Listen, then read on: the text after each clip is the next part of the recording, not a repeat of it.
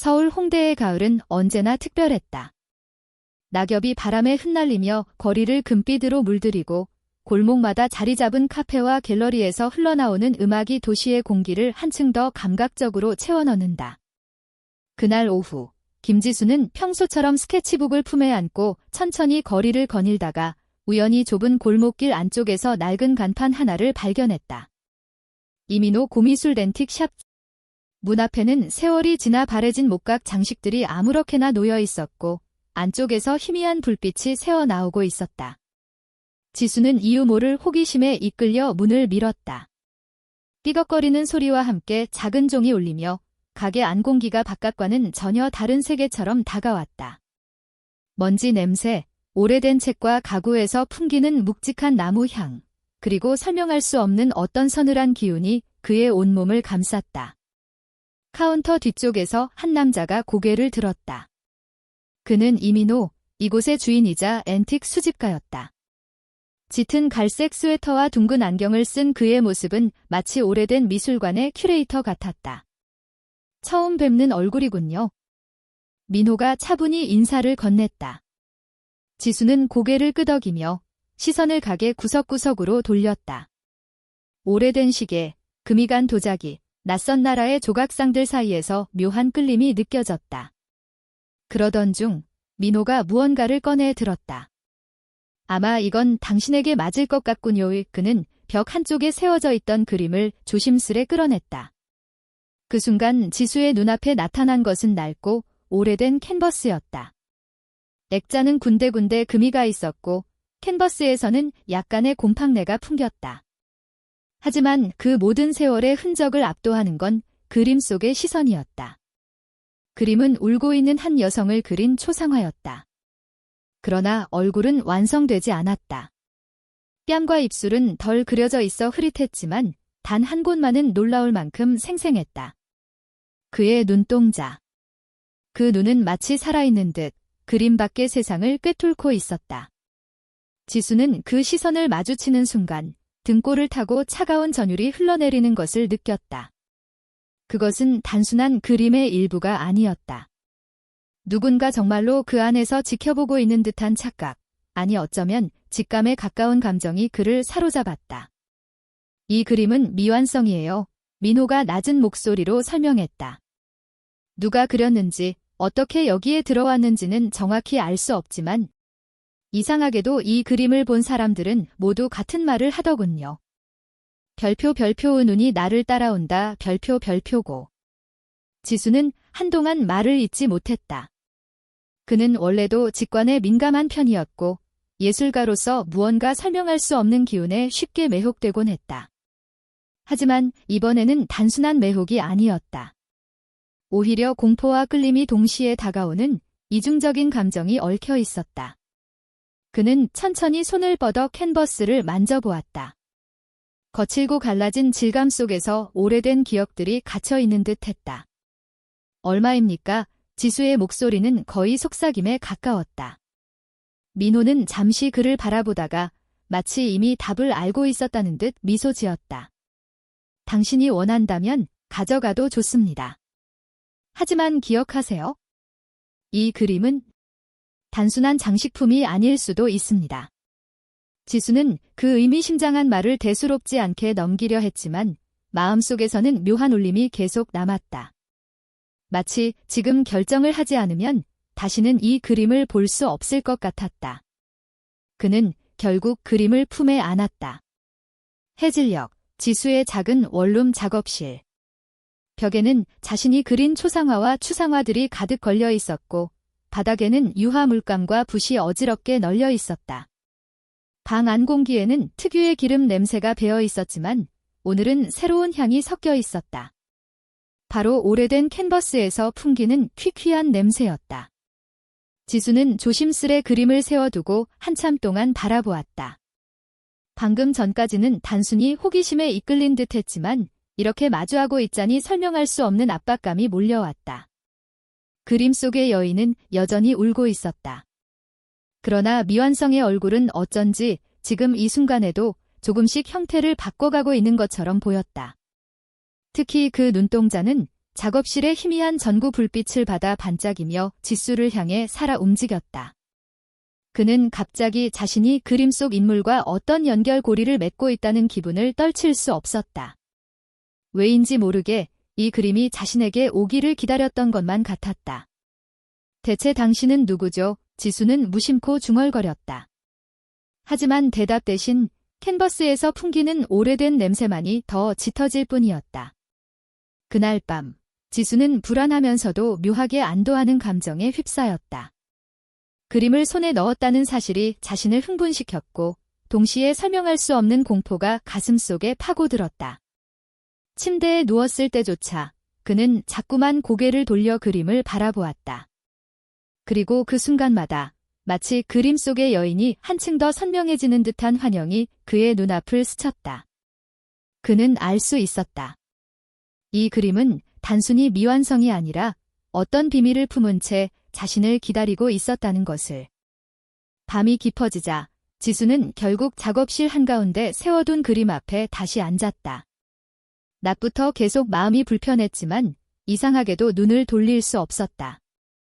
그는 작업 테이블에서 낡은 헝겊 조각을 꺼내 들고 조심스레 캔버스 표면을 문질렀다. 세월의 먼지가 층층이 쌓여 있었고 그 속에서 오래된 냄새가 더 강하게 풍겨나왔다. 물감이 바스러지는 듯한 소리가 미세하게 들릴 정도였다. 처음에는 단순히 그림을 깨끗하게 하고 싶었다. 그러나 헝겊이 지나갈 때마다 표면 아래에 가려져 있던 작은 흔적들이 조금씩 드러나기 시작하자 지수의 호흡은 점점 거칠어졌다. 빛바랜 색채 사이로 무언가가 숨어있다는 확신이 그를 사로잡았다. 마치 그림이 스스로 자신의 이야기를 들려주고 싶어 하는 듯 했다. 그는 집중하듯 캔버스를 따라 손을 움직였다. 그러던 어느 순간 붓질 사이에 가느다란 선이 눈에 들어왔다. 처음에는 단순한 균열 같았다. 하지만 각도를 바꾸어 다시 보자 그 선은 분명히 의도를 가지고 새겨진 글자의 일부처럼 보였다. 지수는 숨을 죽이고 더 세게 닦아냈다. 마침내 희미하게 나타난 것은 이름 석자였다. 해린 1995. 순간 지수의 온몸이 굳어졌다. 그는 즉시 머릿속 어딘가에서 울려 퍼지는 기억의 파편을 붙잡았다. 김혜린. 1990년대 한국 미술계에서 단번에 주목받았던 젊은 여성 화가. 날카로운 붓터치와 독창적인 색채로 비평가들의 찬사를 받았지만 정점에 오르던 순간 흔적도 없이 사라진 인물. 미술 잡지에서 몇 번 이름을 본 적이 있었지만 오래전 이야기라 잊고 있었다. 그런데 지금 그의 이름이 눈앞의 낡은 캔버스에 새겨져 있다니. 지수는 자리에서 벌떡 일어나 창문 쪽으로 다가갔다. 차가운 바람이 스며들며 정신을 가다듬게 했다. 그러나 떨림은 멈추지 않았다.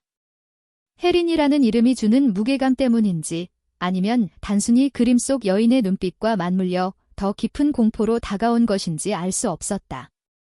설마 이게 그녀의 작품일 리가. 지수는 혼잣말을 내뱉었다. 하지만 눈앞의 증거는 분명했다. 희미하게 남아있는 서명, 그리고 1995라는 숫자.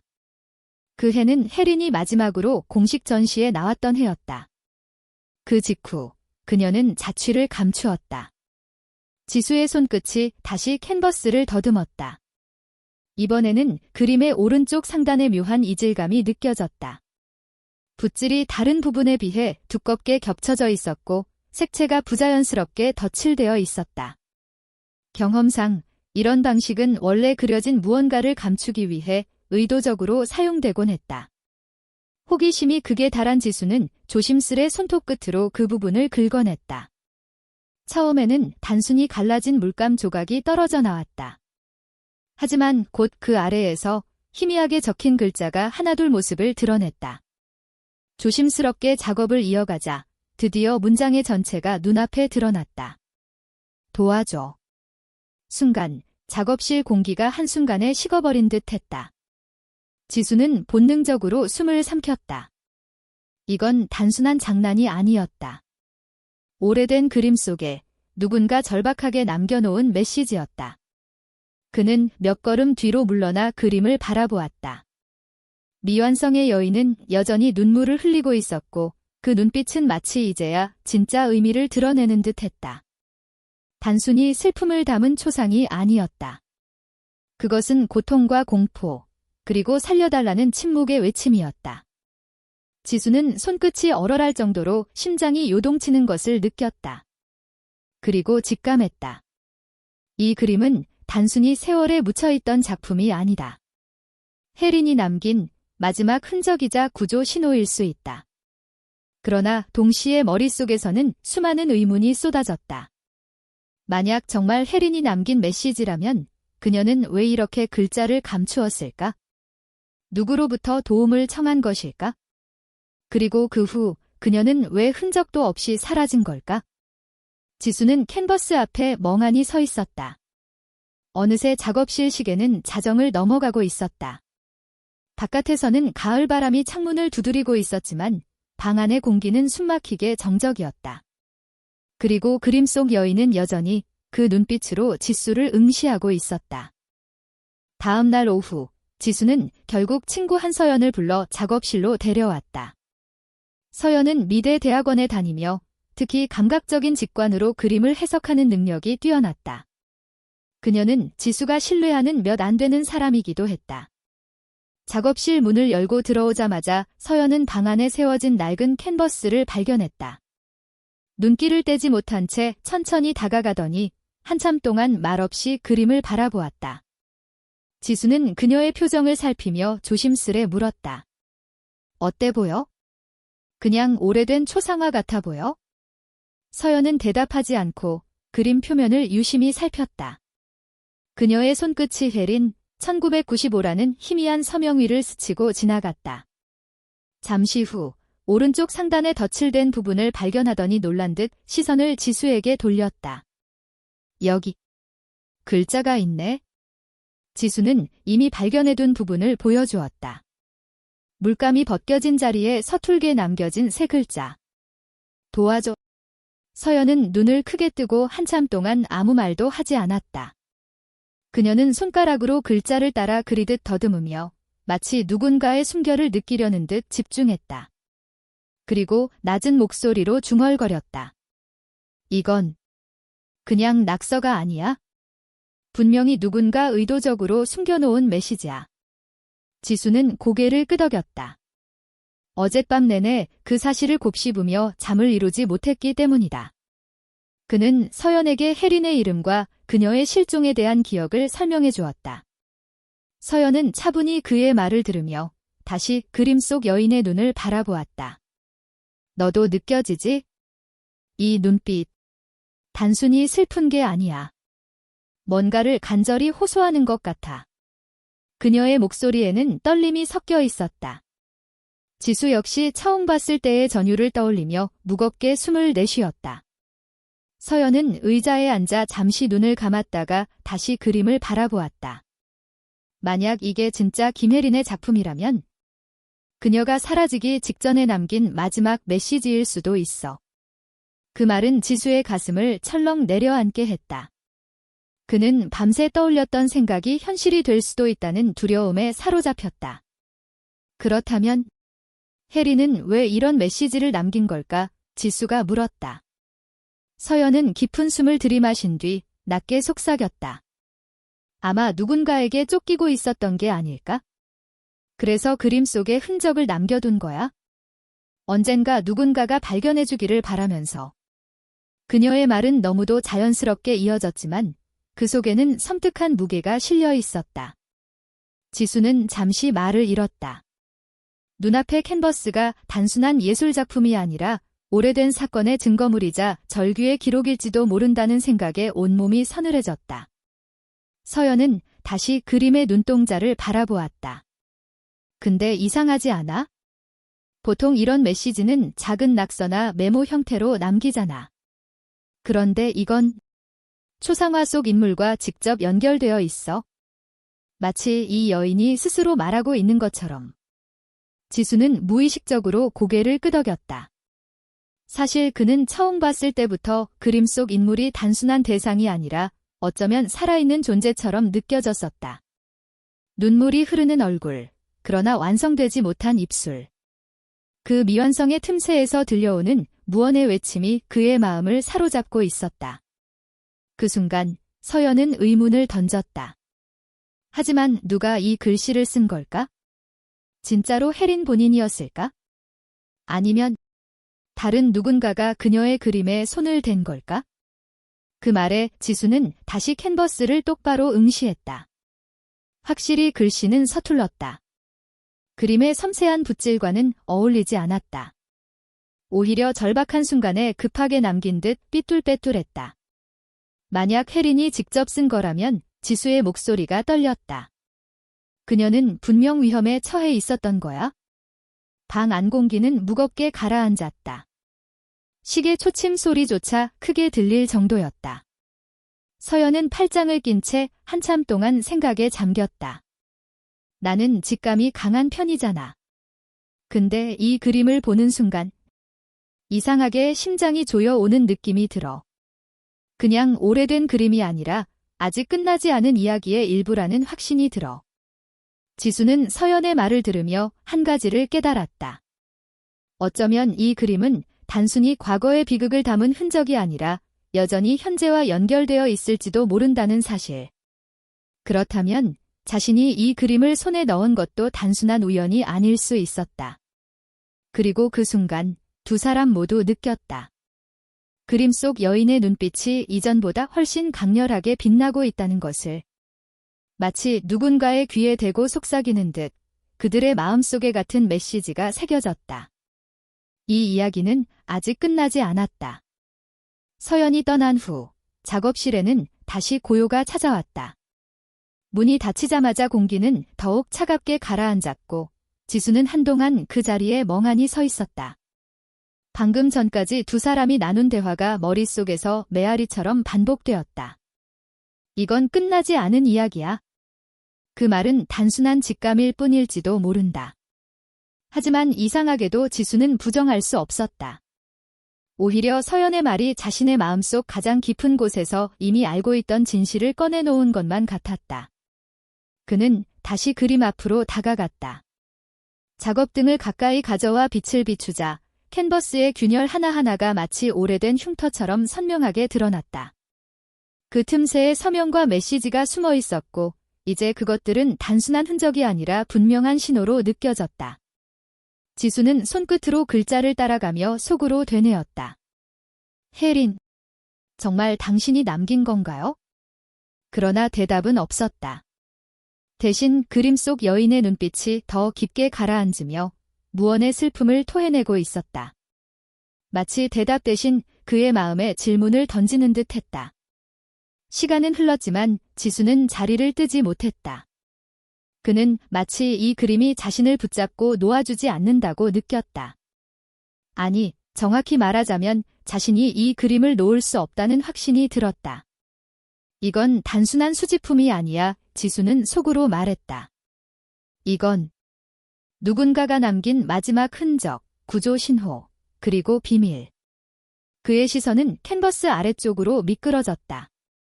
거기에는 다른 흔적은 없었지만 지수는 어쩐지 이 그림이 하나의 조각에 불과하다는 확신이 들었다. 마치 혜린이 여러 조각을 남겨두었고 이건 그중 첫 번째라는 느낌이었다. 가슴이 빠르게 뛰었다. 그는 처음으로 예술가로서의 호기심과 인간으로서의 두려움이 완벽히 뒤섞이는 경험을 하고 있었다. 보통이라면 손을 떼고 외면했을지도 모른다. 하지만 지금은 달랐다. 이미 발을 들여놓았다. 이 비밀을 파헤치지 않는다면 그림 속 눈동자가 평생 그를 따라다닐 것 같은 기분이 들었다. 지수는 천천히 의자에 앉아 노트를 꺼냈다. 그리고 적기 시작했다. 혜린, 1995. 미완성 초상화. 도와줘 메시지. 실종 사건과의 연결 가능성. 글자를 써 내려갈수록 그는 점점 더 현실감 있게 이 사건과 연결되고 있었다. 단순히 호기심 차원이 아니었다. 그는 이미 목격자였고 어쩌면 곧 참여자가 될 수도 있었다. 밤은 깊어갔다. 창밖에서는 홍대거리가 여전히 불빛으로 물들어 있었지만 지수의 방은 완전히 다른 세계였다. 시계 초침 소리, 캔버스의 미묘한 질감, 그리고 보이지 않는 존재의 기척만이 그와 함께 있었다.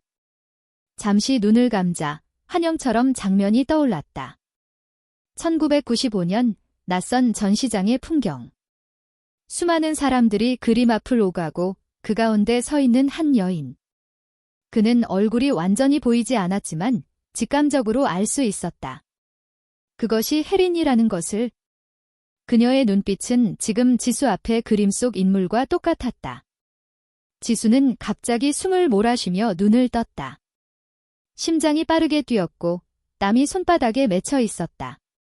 하지만 두려움 속에서도 한 가지 확신이 굳어지고 있었다. 나는 이 이야기를 끝까지 따라가야 한다. 그는 다시 캔버스를 바라보았다. 이번에는 여인의 눈빛이 조금 다르게 보였다. 여전히 슬프고 절망적이지만 동시에 미묘한 희망이 스쳐 지나가고 있었다. 마치 누군가가 자신을 이해해주기를, 그리고 마침내 진실을 밝혀주기를 기다리는 듯 했다. 지수는 노트를 덮으며 낮게 중얼거렸다. 혜린, 내가 당신의 목소리를 찾아낼게요. 그 순간 바깥에서 바람이 불어와 창문을 세차게 흔들었다. 방 안의 공기가 흔들리며 캔버스 표면에 그림자의 파동이 일었다. 그리고 잠시 동안 그림 속 여인의 눈물이 실제로 반짝이며 흘러내리는 듯 보였다. 지수는 몸이 굳어졌지만 이제는 피하지 않았다. 그가 해야 할 일은 분명했다. 과거의 어둠 속에 묻힌 진실을 찾아내는 것. 이렇게 해서 단순한 발견으로 시작된 이야기는 이제 수수께끼를 풀기 위한 첫걸음으로 바뀌었다. 그리고 그는 알았다. 이 그림은 그를 선택한 것이며 이제부터 모든 것이 시작될 것이라는 것을. 1995년 서울은 새로운 문화적 물결로 들끓고 있었다. 경제가 급속히 성장한 시대적 배경 속에서 예술 역시 급격히 변화를 맞이하고 있었다. 갤러리들이 속속 들어서며 새로운 세대의 화가들이 자신들만의 목소리를 내기 시작했다. 그 한가운데 사람들의 눈과 귀를 단숨에 사로잡은 이름이 있었다. 김혜린. 혜린은 당시 29의 나이로 이미 여러 차례 소규모 전시를 통해 가능성을 인정받고 있던 화가였다. 그러나 그녀의 이름이 본격적으로 세상에 알려진 계기는 바로 그해 가을 열린 서울 아트 페어였다. 페어 전시장은 화려한 조명과 사람들의 웅성거림으로 가득 차 있었고 각 부스마다 젊은 예술가들의 작품이 벽을 채우고 있었다. 그 속에서도 유독 많은 사람들이 몰려든 곳이 있었으니 바로 혜린의 부스였다. 그녀의 그림은 전통적인 기법을 충실히 따르면서도 동시에 거침없이 낯선 색채와 구도를 활용했다. 캔버스 위에 남겨진 붓질은 세밀하면서도 대담했고 인물화 속 눈동자는 마치 살아있는 듯한 생생함을 담고 있었다. 사람들은 그림 앞에 서서 한동안 발걸음을 떼지 못했다. 특히나 그녀의 대표작 중 하나로 꼽히는 별표 푸른 울음 별표이라는 작품은 많은 관람객들의 가슴을 뒤흔들었다. 푸른 계열의 강렬한 색채로 표현된 여인의 얼굴, 그리고 눈가를 타고 흐르는 눈물은 단순한 슬픔을 넘어선 어떤 절망과 구원의 갈망을 동시에 품고 있었다. 평론가들은 혜린의 작품을 두고 한국 미술계의 새로운 흐름이 시작되고 있다라고 평가했다. 그녀의 화풍은 기존의 틀에 안주하지 않았고 그렇다고 완전히 전위적이지만은 않았다. 전통과 현대, 고요와 폭발, 슬픔과 희망이 한 화면 안에서 균형을 이루며 살아 숨쉬었다. 바로 그 이중성이 그녀를 특별하게 만들었고 사람들은 그 이질적인 조화에서 묘한 매혹을 느꼈다. 서울 아트 페어에서 혜린은 단숨에 언론의 주목을 받았다. 여러 신문사와 미술 전문 잡지들이 그녀를 인터뷰했고 기자들은 앞다투어 그녀의 작품 세계를 분석하려 했다. 인터뷰 속 혜린은 수줍은 듯 미소를 지으면서도 작품에 대해서는 뚜렷한 신념을 드러냈다. 그림은 단순히 보는 것이 아니라 느끼는 것이라고, 내가 전하고 싶은 건 완벽한 미가 아니라 인간이 가진 가장 깊은 감정이라고. 그녀의 목소리에는 확신이 있었고 그것은 사람들에게 신선한 울림을 주었다. 그날 이후 혜린의 이름은 미술계에서 빠르게 퍼져나갔다. 몇몇 갤러리에서는 그녀의 작품을 전속으로 계약하려 했고 수집가들은 경쟁적으로 그녀의 그림을 소장하려 했다. 작은 원룸에서 밤새 캔버스를 붙잡던 무명 시절은 끝난 듯 보였다. 이제 그녀 앞에는 무궁무진한 기회가 기다리고 있었다. 그러나 해리는 화려한 조명과 관심 속에서도 흔들리지 않았다. 그녀는 여전히 같은 낡은 아틀리에에서 작업을 이어갔고 여전히 혼자서 물감을 개며 붓을 잡았다. 주변에서는 더 큰 무대로 나아가야 한다고 말했지만 그녀는 자신의 속도를 고집했다. 예술은 시장의 속도와 달라야 해요. 그림은 내가 준비될 때 비로소 완성되는 거니까 그렇게 말하는 그녀의 눈빛에는 단단한 결의가 담겨 있었다. 그럼에도 불구하고 그해 가을 이후 해린을 둘러싼 세상은 분명 달라졌다. 성공은 기회와 함께 무거운 책임, 그리고 보이지 않는 부담까지도 데려왔다. 화가로서의 삶은 여전히 고독했지만 이제 그녀의 고독을 지켜보는 수많은 시선이 생겨버린 것이었다. 바로 그 순간부터 해린의 삶은 더 이상 그녀 혼자만의 것이 아니게 되었다. 서울 아트 페어 이후 해린의 이름이 점점 더 세상에 알려지자 그녀의 주변에는 자연스레 많은 사람들이 모여들었다. 평론가, 기자, 동료 예술가들, 그리고 무엇보다도 미술품 수집가들이 그녀를 둘러싸기 시작했다. 그들 중에서도 유독 자주 해린의 곁을 맴도는 인물이 있었으니 바로 장도현이라는 이름의 중년 수집가였다. 그는 이미 미술계에서는 잘 알려진 후원자로 국내외에서 활발히 작품을 사들이며 화가들에게 큰 영향을 미치는 인물이었다.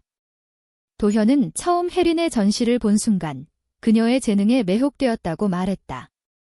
그는 직접 아틀리에를 찾아와 그림을 보고 싶다고 청했고 다른 수집가들과 달리 단순히 작품을 사들이는 데 그치지 않고 그녀와 대화를 나누고 싶어 했다.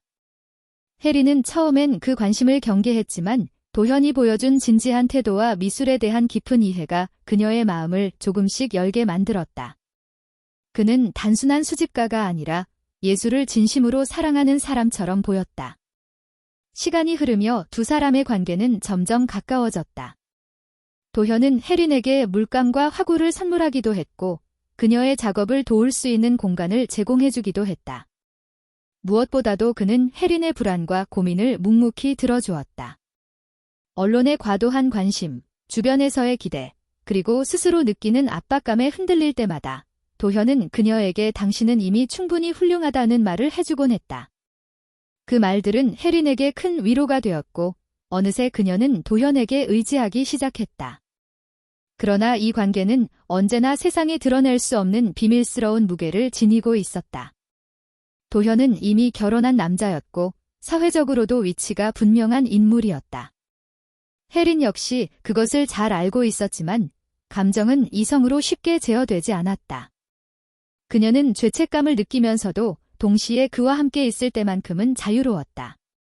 이 관계는 그녀의 예술에도 묘한 흔적을 남겼다.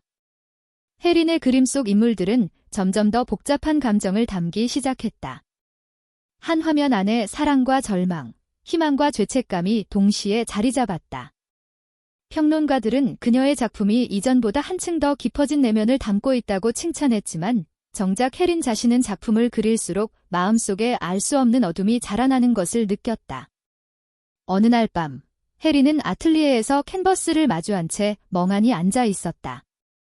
그날 그녀가 그리고 있던 것은 미완성의 초상화였다. 눈물을 흘리는 듯한 여인의 얼굴, 아직 완전히 그려지지 않은 눈동자. 그녀는 그 그림을 그리며 자신조차 설명할 수 없는 감정에 휩싸였다. 이건 나 자신일지도 몰라. 그녀는 속으로 그렇게 중얼거렸다. 도현과의 관계가 깊어질수록 그녀의 일상은 더욱 혼란스러워졌다. 때로는 그의 부드러운 목소리와 다정한 손길이 삶의 버팀목처럼 느껴졌지만 또 다른 순간에는 그것이 족쇄처럼 느껴졌다. 그녀는 자신이 점점 더 누군가에게 소유되는 존재가 되고 있다는 두려움을 느끼기 시작했다. 예술은 언제나 자유로워야 한다고 믿어왔는데 사랑이라는 이름으로 다가온 그 관계가 오히려 그녀를 옥죄고 있었다. 언론에서는 여전히 그녀를 떠오르는 천재 화가라고 칭송했다. 갤러리들은 더 큰 전시회를 제안했고 해외 진출 이야기까지 나왔다. 하지만 혜린의 마음속 깊은 곳에서는 알 수 없는 불안이 자라나고 있었다. 도현은 그녀에게 더 많은 성공을 바랐지만 동시에 그녀를 자신의 곁에 묶어두려 했다. 어느 날 도현이 그녀에게 은밀히 말했다. 혜린 씨, 당신은 세상이 이해하지 못할 만큼 특별해요. 하지만 세상이 당신을 모두 가져가게 두면 안 되지 않겠습니까? 당신의 그림은, 그리고 당신 자신은 나만이 지켜줄 수 있어요.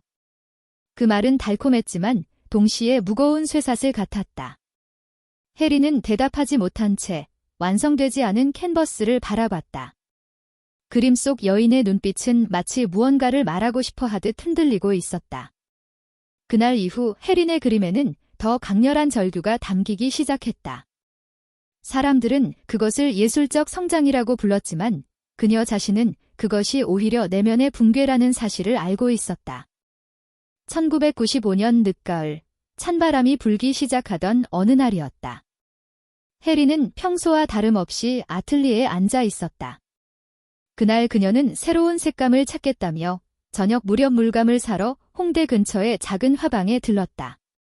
낡은 카디건을 걸친 채 가벼운 발걸음으로 집을 나서는 모습이 마지막으로 목격된 장면이었다. 이후로 혜린은 세상에서 흔적도 없이 사라졌다. 처음엔 단순한 외출이라 생각한 주변인들은 별다른 의심을 하지 않았다. 그러나 시간이 지나도 그녀가 돌아오지 않자 상황은 심상치 않게 흘러갔다. 아틀리에에는 여전히 미완성의 그림과 정리되지 않은 팔레트, 반쯤 마른 붓들이 그대로 놓여 있었다. 문은 잠겨 있지 않았고 집안 어디에도 몸싸움이나 강제 흔적은 보이지 않았다. 마치 그녀가 스스로 걸어 나간 뒤 그냥 돌아오지 않은 것처럼 보였다.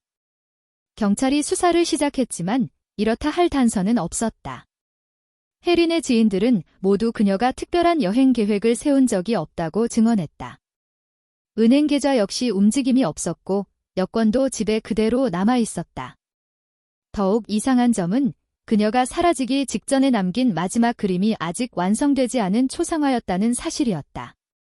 그 그림 속 인물은 눈물을 머금은 채 어딘가를 응시하고 있었고 얼굴의 일부가 미처 채워지지 않은 상태로 멈춰 있었다. 사람들은 저마다의 추측을 쏟아냈다. 일부는 그녀가 예술적 압박을 견디지 못해 스스로 자취를 감춘 것이라고 했다. 또 다른 이들은 그녀가 누군가에게 강제로 사라지게 되었을 가능성을 이야기했다. 특히 그녀와 가까웠던 수집가 장도현에 대한 소문은 빠르게 번져갔다. 어떤 이는 두 사람이 은밀한 관계였다고 말했고 또 어떤 이는 도현이 그녀의 재능을 독점하기 위해 무언가를 꾸몄을지도 모른다고 수근거렸다. 그러나 도현은 일절 입을 다물었고 공식적으로는 그녀의 후원자 중 한 명에 불과하다고만 했다. 세월이 흐르면서 사건은 미제 실종 사건으로 분류되었다. 언론도 더 이상 다루지 않았고 사람들의 기억 속에서 혜린의 이름은 점점 희미해졌다. 그러나 미술계의 일부에서는 여전히 그녀의 이야기가 회자되었다. 이유는 간단했다. 그녀의 작품이 사라지고 있었기 때문이다. 혜린이 생전에 남긴 작품들은 원래 많지 않았지만 그녀가 사라진 후에는 일부가 수집가들 사이에서 은밀히 거래되다가 종적을 감췄다. 특히 미완성으로 남겨진 몇몇 작품은 본래 행방조차 알 수 없게 되었다. 마치 누군가가 의도적으로 흔적을 지우는 것처럼. 그 결과 혜린의 마지막 흔적을 확인할 수 있는 방법은 점점 더 사라져갔다. 그러나 한 가지 사실만큼은 많은 사람들의 입에서 전해졌다. 바로 그녀의 마지막 그림이 단순히 미완성에 그치지 않고 무언가를 남기려는 시도였다는 것이다. 일부 동료 화가는 그녀가 실종 직전 며칠 동안 몹시 불안해하며 내 그림이 나를 지켜줄 거야 라고 중얼거린 것을 기억했다.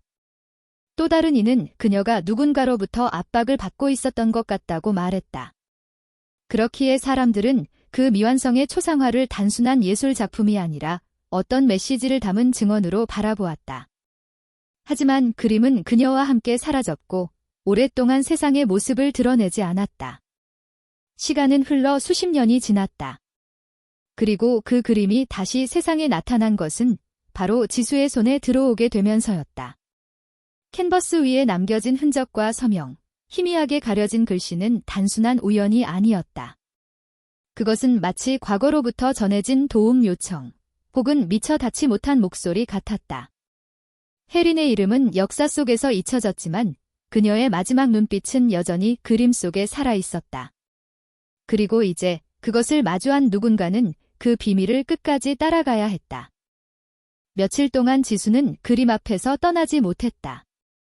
낮에는 화실에 앉아 붓을 들어보려 해도 집중할 수 없었고, 밤이 되면 캔버스 속 눈동자가 꿈속까지 따라와 그를 괴롭혔다. 서연과 함께 발견했던 희미한 글씨 도와줘는 이제 그의 머릿속에서 지워지지 않는 메아리처럼 울려 퍼졌다. 결국 지수는 더 이상 혼자만의 직감에 매달릴 수 없다는 걸 깨달았다. 이 그림의 출처를 제대로 알아야 했다. 그는 곧장 그림을 구입했던 골목길의 골동품 가게로 발걸음을 옮겼다. 문을 열자 오래된 나무 냄새와 묵은 먼지 냄새가 코끝을 스쳤다. 카운터 너머에 앉아있던 이민호가 천천히 고개를 들어 지수를 바라봤다. 민호의 눈빛에는 언제나 알 수 없는 고요함이 깃들어 있었는데 그 고요함은 마치 오래된 물건들과 함께 세상의 비밀을 공유하는 사람만이 가질 수 있는 분위기 같았다. 다시 왔군요. 민호가 낮게 말했다. 그림 때문이죠? 지수는 망설임 없이 고개를 끄덕였다. 그는 준비해온 노트를 꺼내 책상 위에 펼쳤다. 민호 씨, 그 그림의 출처에 대해 좀 더 자세히 알고 싶습니다. 서명이 있었어요. 혜린, 1995. 그 이름이 무슨 의미인지 알아야 할 것 같아요. 민호는 잠시 지수를 뚫어지게 바라보다가 한숨을 내쉬었다. 그리고는 가게 구석에 놓여있던 낡은 상자를 뒤적이더니 작은 종이 한 장을 꺼내 테이블 위에 올려놓았다. 거기에는 간단한 메모와 함께 경매 낙찰이라는 글씨가 적혀 있었다. 그 그림은 내가 직접 구한 게 아니에요. 민호가 설명했다. 몇 달 전 지방의 작은 경매장에서 물건을 정리하던 중에 나왔습니다. 출품한 건 나이 많은 할머니였는데 본인도 어디서 어떻게 얻은 건지 기억을 잘 못한다고 했습니다. 오래전부터 집안에 있던 걸 그냥 내놓았을 뿐이라고요. 지수는 미간을 찌푸리며 메모를 살펴봤다.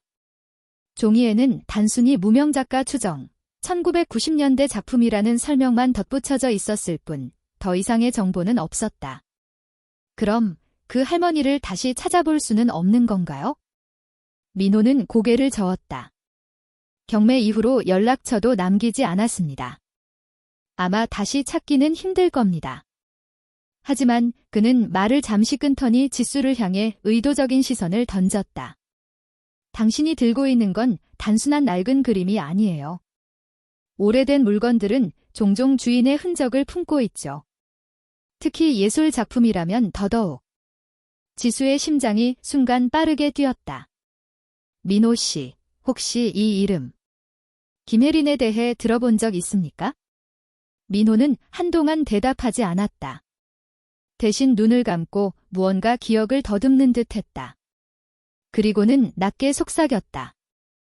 예전에 미술 쪽에 조금 발을 담갔을 때 그런 이름을 들어본 것 같기도 하군요. 하지만 확실하지는 않아요. 다만 그 시대 90년대 중반에 서울 미술계에서 크게 주목받았지만 갑자기 사라진 여류 화가가 있었다는 얘기는 들었습니다. 그 순간 지수의 등골을 서늘한 바람이 타고 내려갔다. 혜린. 그것은 단순한 우연이 아니었다. 그림 속 서명과 그녀의 실종 이야기가 겹쳐지는 순간 지수는 알 수 없는 운명의 실타래에 더욱 깊이 끌려 들어가는 듯한 기분을 느꼈다. 만약 그 화가가 정말 이 그림의 주인이라면 지수는 속으로 중얼거렸다. 그녀는 왜 이걸 남긴 걸까? 민호는 조용히 지수를 바라보다가 마지막으로 한마디를 던졌다. 당신이 찾고 있는 답은 아마 그림 속에 이미 새겨져 있을 겁니다. 다만 모든 진실이 언제나 드러나는 건 아니에요.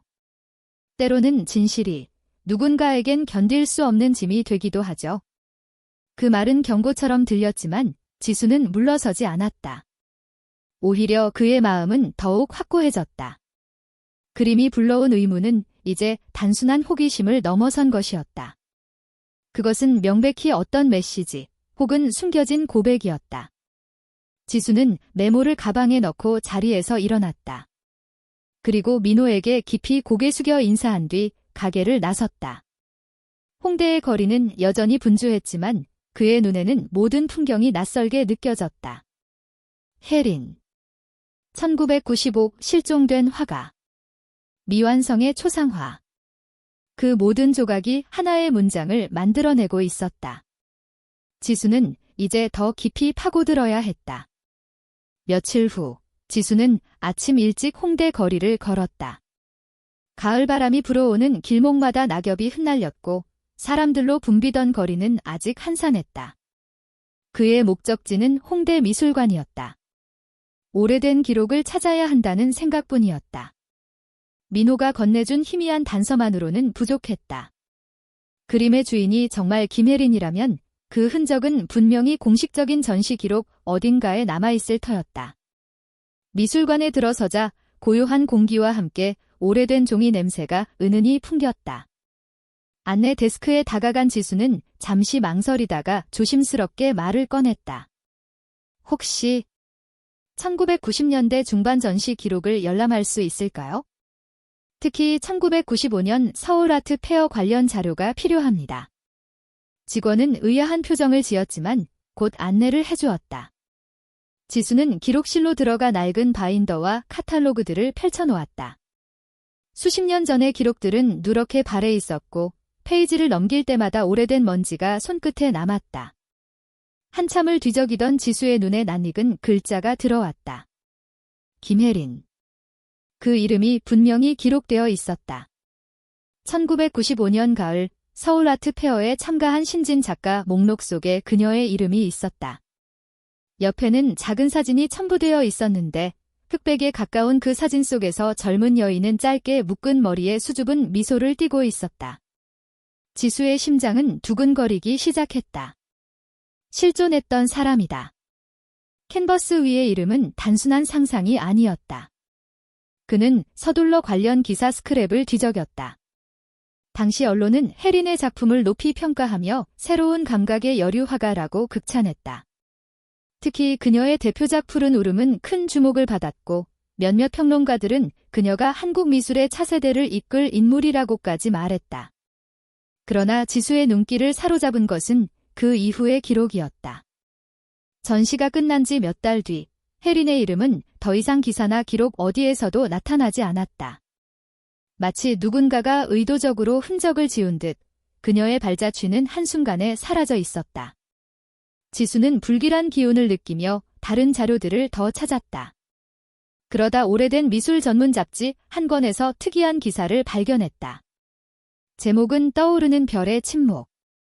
기사 내용은 이렇게 시작했다. 작년 서울 아트 페어에서 단숨에 주목받은 김혜린 화가가 최근 모습을 드러내지 않고 있다. 업계 관계자들은 그녀가 새로운 작업을 위해 은둔하고 있다고 말하지만 일부에서는 그녀가 개인적 사정으로 창작을 중단한 것 아니냐는 추측도 제기되고 있다. 기사의 마지막 문장은 묘하게 불길했다. 그녀의 가장 최근 작품들은 일부 수집가들의 손에 들어갔으나 그 이후의 행방은 불분명하다.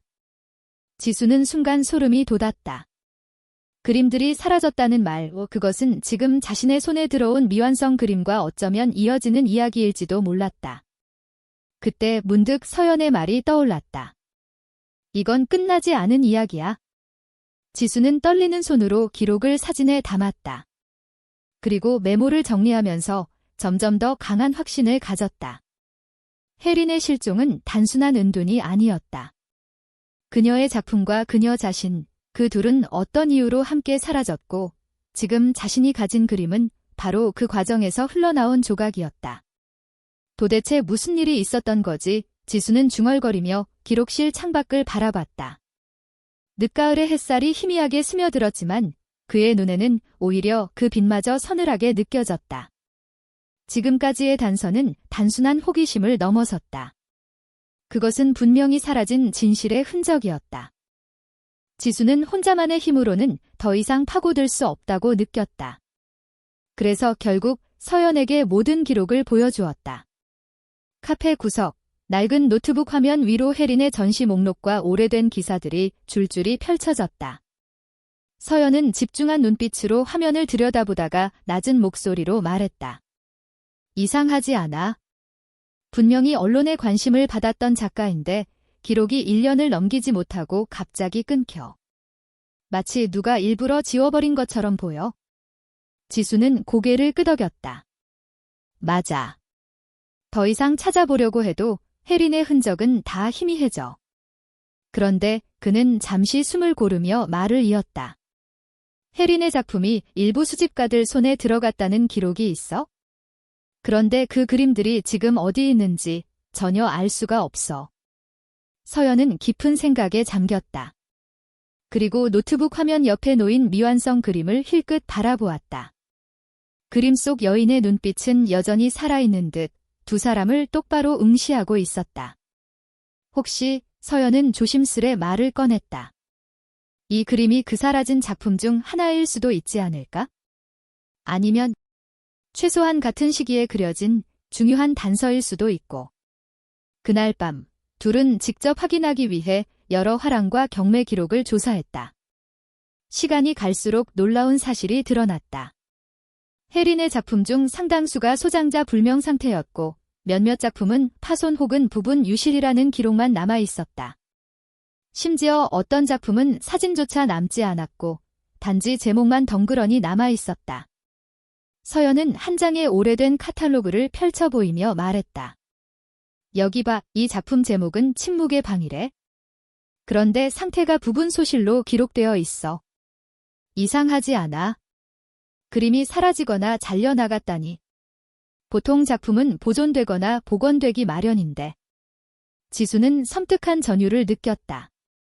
그의 머릿속에 불현듯 떠오른 것은 고의적인 훼손이었다. 단순히 관리 소홀이나 시간의 문제로 작품이 망가진 게 아니라 누군가 의도적으로 그림을 없애거나 잘라냈다는 느낌이 들었다. 그는 자신이 가진 미완성 그림을 다시 떠올렸다. 캔버스의 모서리, 덧칠된 흔적, 지워진 글씨. 모든 게 누군가의 숨김과 흔적을 동시에 말해주고 있었다. 그리고 그 중심에는 어김없이 혜린의 이름이 있었다. 서연아, 혹시 이 모든 게 혜린이 전하려던 메시지일 수도 있지 않을까? 지수는 낮게 속삭였다. 서연은 눈을 크게 뜨며 고개를 끄덕였다. 맞아.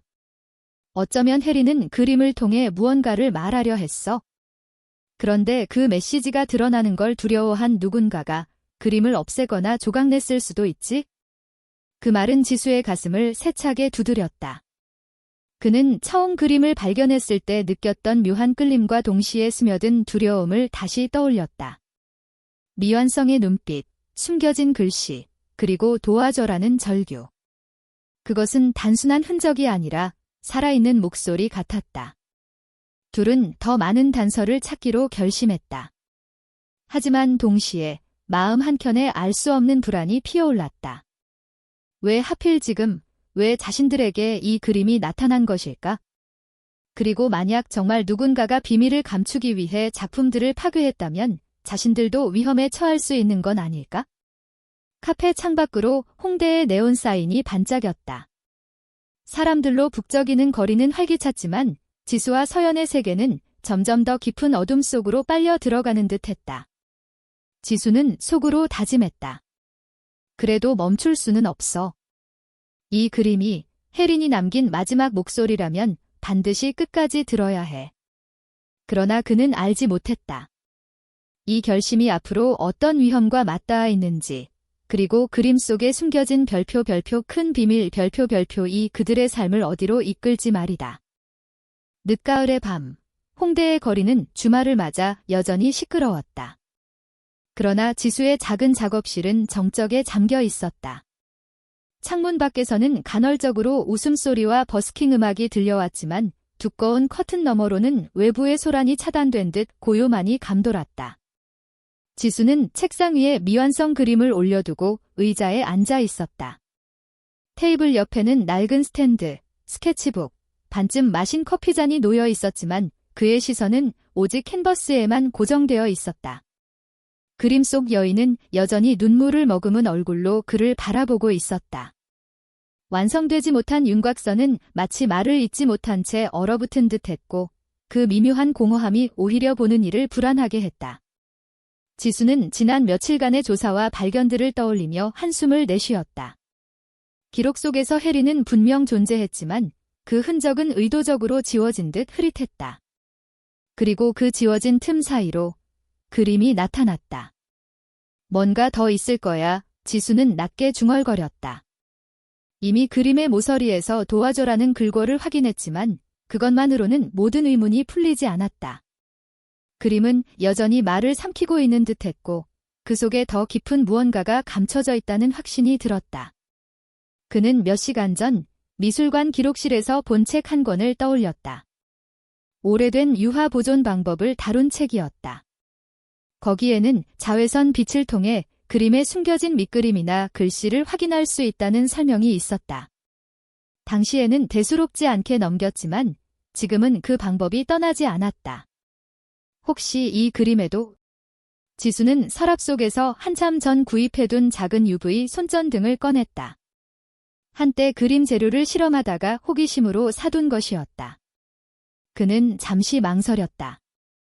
이 낡은 캔버스에 빛을 비추면 혹여 그림이 손상되지 않을까 하는 두려움이 스쳤다. 그러나 곧 결심했다. 지금이 아니면 진실에 다가갈 기회는 다시 오지 않을지도 몰랐다. 방 안의 불을 모두 끄자 순간 어둠이 작업실을 뒤덮었다. 창밖 네온사인의 불빛만이 희미하게 커튼 틈으로 스며들었다. 지수는 천천히 손전등을 켰다. 푸른빛의 자외선이 번쩍하며 켜졌고 그 빛은 마치 이 세계와 다른 차원을 열어주는 열쇠처럼 느껴졌다. 그는 떨리는 손으로 그림 위를 천천히 훑기 시작했다. 처음에는 별다른 변화가 없었다. 캔버스 표면의 질감과 오래된 물감의 균열만이 도드라져 보였다.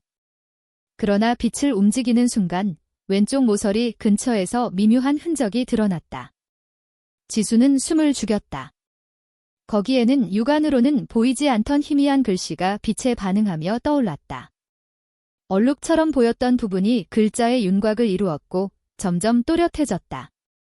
그의 심장은 쿵쾅거리며 속도를 높였다. 설마. 그는 손전등을 더 가까이 가져갔다.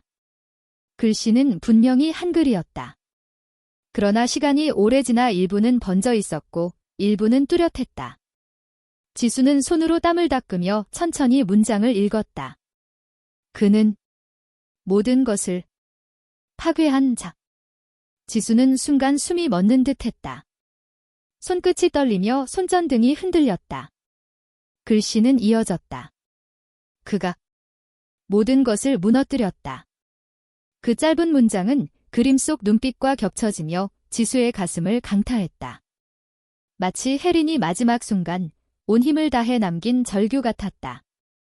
단순한 예술적 표현이 아니었다. 그것은 누군가를 직접 겨냥한 고발이자 절박한 메시지였다. 지수는 의자에 주저앉으며 머리를 감쌌다. 그가 누구지? 왜 해리는 그토록 절망적인 말을 남겼을까? 방 안의 공기는 갑자기 무겁게 가라앉았고 그림 속 여인의 눈물이 더욱 또렷하게 빛나는 것 같았다. 그는 더 이상 이 그림을 단순한 작품으로 볼 수 없었다. 그것은 분명히 혜린이 사라지기 전 남긴 구원의 외침이었다. 지수는 한참 동안 어둠 속에 앉아 있었다. 손전등은 꺼져 있었지만 방 안에는 여전히 푸른빛의 잔상이 남아있는 듯했다. 그의 눈앞에는 그가 모든 것을 무너뜨렸다는 문장이 반복되어 떠올랐다. 그것은 단순한 낙서가 아니었다. 절망의 언어, 마지막 순간 남긴 흔적. 지수는 온몸이 떨려왔지만 동시에 이 사실을 혼자 간직할 수 없다는 생각이 들었다.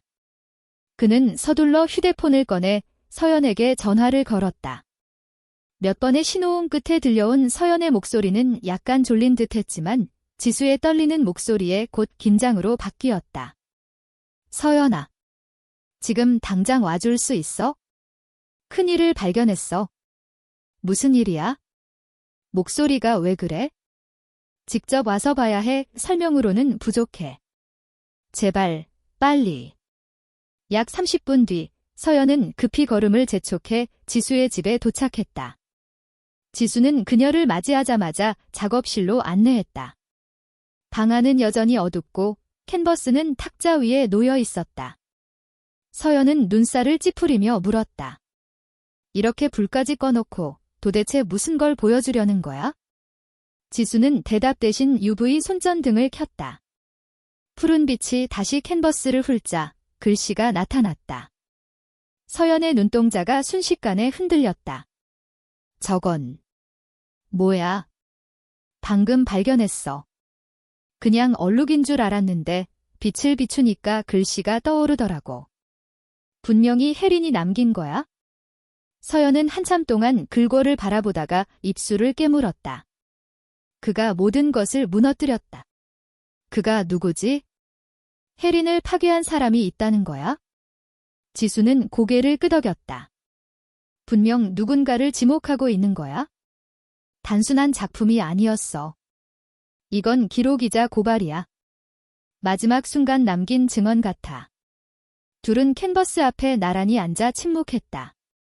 방 안의 공기는 무겁게 가라앉았고 그림 속 여인의 눈빛은 더욱 선명하게 빛나 보였다. 마치 혜린이 직접 이 순간을 지켜보고 있는 듯했다. 서연이 먼저 침묵을 깼다. 지수야, 이건 단순한 미스터리가 아니야. 만약 혜린이 누군가에게 억눌렸거나 작품을 빼앗겼다면 이 그림은 그 진실을 열어줄 열쇠일 수도 있어. 지수는 그 말을 듣고 온몸에 전율이 흘렀다. 자신이 그동안 막연히 느껴왔던 직감이 구체적인 언어로 드러난 순간이었다. 그래. 나도 그렇게 생각해. 이 그림은 단순히 남겨진 작품이 아니야. 혜린의 마지막 목소리야. 우리가 찾지 않으면 영원히 묻혀버릴지도 몰라. 서연은 잠시 깊은 생각에 잠겼다가 고개를 들었다. 그렇다면 다음 단계는 분명해. 혜린과 가까웠던 사람, 특히 그녀의 작품을 소장했던 인물을 찾아야 해. 아까 말했지? 어떤 수집가에게 그림들이 넘어갔다고. 지수는 긴장된 숨을 내쉬었다. 맞다. 기사에서 언급된 부유한 수집가. 혜린이 실종되기 전 관계를 맺었던 남자. 만약 그가 아직 살아있다면 혜린의 행방을 아는 유일한 열쇠일지도 모른다. 찾아야 해. 지수의 목소리는 단호해졌다. 그 사람을. 그게 누구든 그에게 가야 해. 서연은 고개를 끄덕였다. 그러나 그녀의 얼굴에는 엷은 불안이 드리워져 있었다. 지수야. 하지만 조심해야 해. 이건 단순한 과거사가 아닐 수도 있어. 누군가가 혜린의 흔적을 지우려고 했다면 우리가 그 흔적을 파헤치는 것도 위험할 수 있어. 지수는 그림을 바라보며 깊은 호흡을 내쉬었다. 알아. 하지만 이제 멈출 수 없어. 이 눈빛을 보고 나서 외면하는 건 내가 예술가로서, 아니 한 인간으로서 도망치는 거랑 같아. 두 사람은 그렇게 서로를 바라보며 무언의 결심을 굳혔다. 방 안은 여전히 어둡고 푸른 빛만이 캔버스 위에서 흐릿하게 반짝였다. 그리고 그 글권은 마치 불길한 예언처럼 두 사람의 가슴 속에 각인되었다. 지수와 서연은 캔버스 앞에서 한참 동안 침묵을 지켰다. 두 사람의 시선은 여전히 그림 속 여인의 눈빛에 사로잡혀 있었다. 그가 모든 것을 무너뜨렸다는 문장은 단순한 낙서가 아니라 분명히 혜린이 마지막으로 남긴 고발이었다. 이제 두 사람은 그가 누구인지를 찾아야만 했다. 우리가 해야 할 건 명확해. 지수가 먼저 입을 열었다. 혜린의 그림을 수집했던 사람을 찾아야 해. 그 사람이라면 혜린이 왜 사라졌는지, 무엇을 숨기려 했는지 알고 있을 거야. 서연은 잠시 주저했지만 결국 고개를 끄덕였다. 맞아. 하지만 그 사람. 평범한 수집가가 아닐 수도 있어. 기사에서 부유한 수집가라고만 언급됐지? 아마도 사회적으로 힘있는 인물일 수도 있어? 그 말에 지수의 심장은 불안하게 요동쳤다. 예술계에서 돈과 권력은 종종 불가분의 관계였다. 만약 혜린이 진실을 밝히려 했고 그것이 어떤 거대한 이해관계와 맞닿아 있었다면 그녀의 침묵은 단순한 우연이 아닐 것이다. 지수는 손에 쥔 UV 손전등을 내려다보았다. 작은 도구 하나가 혜린의 목소리를 끌어낸 것처럼 이제는 자신이 다음 단서를 끌어내야 할 차례였다. 그는 떨리는 숨을 몰아쉬며 말했다. 그래도 가야 해, 위험하더라도. 서연은 깊은 한숨을 내쉬며 의자에 몸을 기댔다. 그녀는 눈을 감은 채 잠시 생각에 잠기더니 조용히 입을 열었다. 알았어. 하지만 우리 둘만의 힘으로는 어려울 거야. 최소한 기록을 더 모아야 해. 혜린의 전시회, 당시의 관계자, 그리고 작품 거래 내역. 하나하나 추적해야 해. 지수는 그녀의 말에 고개를 끄덕였다. 내일 바로 미술관 자료실에 다시 가자. 그리고 경매 기록도 확인해보자. 민호한테도 더 물어봐야겠어. 그가 알고 있는 건 아직 끝이 아니야. 두 사람은 계획을 세우며 차분히 대화를 이어갔지만 방 안의 공기는 점점 더 무거워졌다. 바깥에서는 여전히 홍대의 음악과 웃음소리가 흘러들어왔지만 그 소리는 두 사람에게 점점 멀어지는 것처럼 느껴졌다. 마치 이 작은 작업실만이 다른 세계에 고립된 듯 고요하고도 섬뜩한 공기가 감돌았다. 서연은 다시 한번 그림을 바라보았다. 그리고 낮게 속삭였다. 지수야, 혹시 생각해 본 적 있어? 이 그림이 왜 하필 너한테 왔는지. 지수는 순간 말을 잃었다. 그 질문은 그의 가슴 깊숙이 파고들었다. 왜 하필 자신이? 왜 하필 이 시점에? 그는 대답하지 못한 채 캔버스 속 눈빛만을 마주했다. 그림은 마치 여전히 살아 숨쉬는 듯했다. 여인의 눈동자는 흔들림 없이 그들을 응시하며 앞으로 마주할 길이 험난하다는 것을 경고하는 듯했다. 지수는 속으로 다짐했다. 무슨 일이 있어도 진실을 밝혀내겠다. 하지만 그의 마음 한켠에는 설명할 수 없는 두려움이 피어올랐다. 혹시 그가 아직도 살아있다면? 그리고 여전히 이 비밀을 감추기 위해 움직이고 있다면? 방 안의 침묵 속에서 시계 초침 소리가 유난히 크게 울렸다. 두 사람은 서로를 바라보며 알 수 없는 불안을 공유했다. 이제 되돌릴 수 없는 길에 들어섰다는 것을, 그리고 그 길 끝에서 마주할 진실이 단순한 미스터리를 넘어설 수도 있다는 것을 본능적으로 깨닫고 있었다. 작업실 창문 너머로 깊은 밤이 스며들었다. 도시의 불빛은 여전히 찬란했지만 지수와 서연에게는 오히려 그림자가 더 길게 드리워지는 듯했다. 그리고 탁자 위의 미완성 그림은 고요히 그들을 지켜보고 있었다. 마치 속삭이는 듯했다. 아직 끝나지 않았다. 작업실 안은 적막했다. 시계 초침 소리와 창밖에서 간간히 스쳐가는 바람 소리만이 공기를 가르고 있었다. 지수는 조심스럽게 그림을 들어 올렸다. 오래된 캔버스에서 풍겨나오는 곰팡이 냄새와 유화 물감의 잔향이 섞여 묘한 어지럼증을 불러일으켰다.